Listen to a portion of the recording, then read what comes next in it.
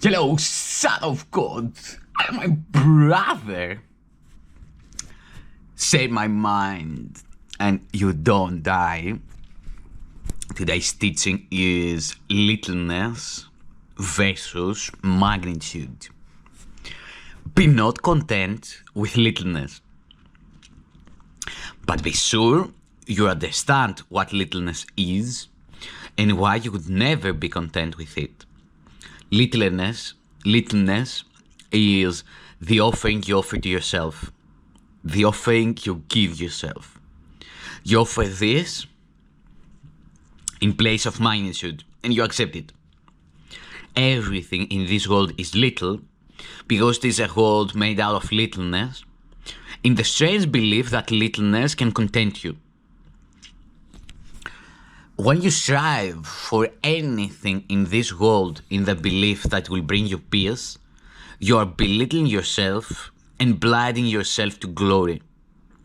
Littleness and glory are the choices open to your striving and your vigilance.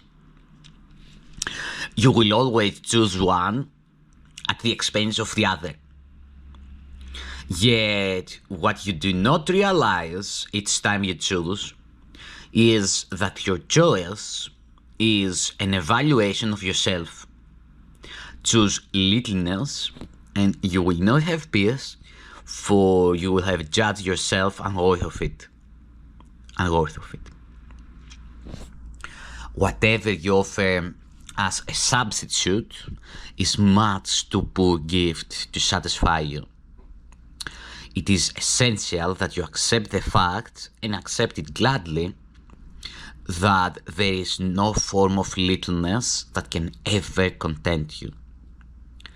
You are free to try as many as you wish, but all you will be doing is to delay your homecoming. For you will be content only in magnitude, which is your home. There is a deep responsibility you owe to yourself, and one you must learn to remember all the time. The lesson may seem hard at first, but you will learn to love it when you realize that it's true and is but a tribute to your power. You who have sought and found littleness, remember this. Every decision you make stems from what you think you are and represents the value that you put upon yourself. Believe the little can content you, and by limiting yourself, you will not be satisfied. For your function is not little, and it is only by finding your function and fulfilling it that you can escape from littleness. There is no doubt about what your function is, for the Holy Spirit knows what it is. There is no doubt about its magnitude, for it reaches you through Him from magnitude. You do not have to strive for it because you have it. All striving must be directed against littleness, for it does require vigilance to protect your magnitude in this world. To hold your magnitude in perfect awareness in a world of littleness is a task the little cannot undertake.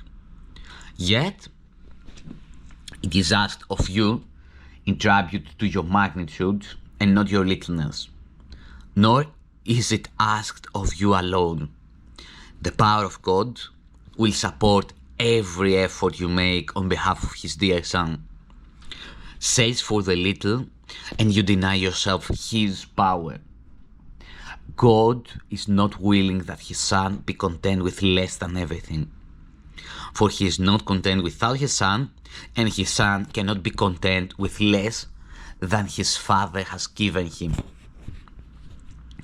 I asked you earlier, would you be hostage to the ego or host to God? Let this question be asked you by the Holy Spirit every time you make a decision. For every decision you make does answer this and invites sorrow or joy accordingly. When God gave himself to you in your creation, he established you as host to him forever. He has not left you, and you have not left him. All your attempts to deny his magnitude and make his son hostage to the ego cannot make little whom God has joined with him. Every decision you make is for heaven or for hell, and brings you the awareness of what you decided for. The Holy Spirit can hold your magnitude, clean of all littleness, clearly and in perfect safety in your mind, untouched by every little gift the world of littleness would offer you. But for this, you cannot side against him in what he wills for you. Decide for God through him. For littleness and the belief that you can be content with littleness are decisions you make about yourself. The power and glory that lie in you from God are for all who, like you, perceive themselves as little and believe that littleness can be blown up into a sense of magnitude that can content them. Neither give littleness nor accept it. All honor is due the host of God. Your littleness deceives you, but your magnitude is of him who dwells in you and in whom you dwell. Touch no one then with littleness in the name of Christ, eternal host unto his Father. In this season, Christmas, which celebrates the birth of holiness into this world, join with me who decided for holiness for you. It is our task together to restore the awareness of magnitude to the host whom God appointed for himself. It is beyond all your littleness to give the gift of God, but not beyond you. For God would give himself through you. He reaches from you to everyone and beyond everyone to his son's creations, but without leaving you. Far beyond your little world, but still in you, he extends forever. Yet he brings all his extensions to you as host to him. Is it a sacrifice to leave littleness behind and hold it not in vain? It is not sacrifice to wake to glory, but it is sacrifice to accept anything else than glory. Learn that you must be worthy of the Prince of Peace born in you, in honor of him whose host you are. You know not what love means because you have sought to purchase it with little gifts, thus valuing it too little to understand its magnitude. Love is not little, and love dwells in you, for you are host to him. Before the greatness that lives in you, your poor appreciation of yourself and all the little offerings you give slip into nothingness. Holy child of God, when will you learn that only holiness can content you and give you peace? Remember that you learn not for yourself alone, no more than I did. It is because I learned for you that you can learn of me.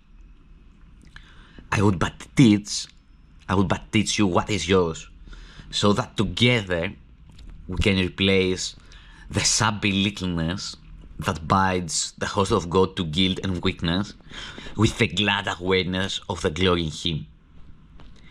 My birth in you is your awakening to grandeur. Welcome me not into a manner, but into the altar to holiness, where holiness abides in perfect peace.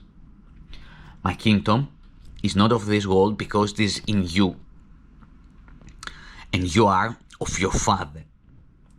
Let us join in honoring you, who must remain forever beyond littleness. Decide with me, who has decided to abide with you. I will, as my Father wills, knowing His will is constant and at peace forever with itself. You will be content with nothing but His will, except no less, remembering that everything I learned is yours. What my Father loves, I love as He does, and I can no more accept it as what it is not than He can. And no more can you. When you have learned to accept what you are, you will make no more gifts to offer to yourself, for you will know you are complete, in need of nothing, and unable to accept anything for yourself. But you will gladly give, having received. The host of God needs not seek to find anything. If you are wholly willing to live salvation to the plan of God and unwilling to attempt to grasp for peace yourself, salvation will be given you. Yet think not you can substitute your plan for His. Rather, join with me in His, that we may release all those who would be bound, proclaiming together that the Son of God is host to Him. Thus will we let no one forget what you will remember, what you would remember. And thus will you remember it. Call forth in everyone only the remembrance of God and of the heaven that is in Him. For where you would have your brother be, there you think you are. There will you think you are. Hear not His appeal to hell and littleness, but only His call for heaven and greatness. Forget not that His call is yours, and answer Him with me. God's power is forever on the side of His host, for it protects only the peace in which He dwells. Lay not littleness before His holy altar, which rises above the stars and reaches even to heaven because of what He has given it. Peace.